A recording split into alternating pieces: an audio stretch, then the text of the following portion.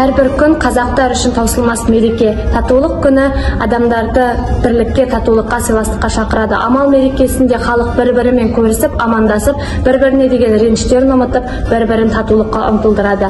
Қазақтың мерекесі бітпесін. Татулық күні құтты болсын. Қазақ халқы салт-дәстүрге, наным-сенімге, әдет-ғұрыпқа бай халық екені барлығымызға мәлім. Наурыз айы қазақ халқының дәстүрлі мейрамдарына толы ай. Бүгінгі татулық мейрамы құтты болсын. Алдағы күндеріміз көктемнің жаймашуақ күніндей жарқын болсын. Қор қызындай ай қарайды.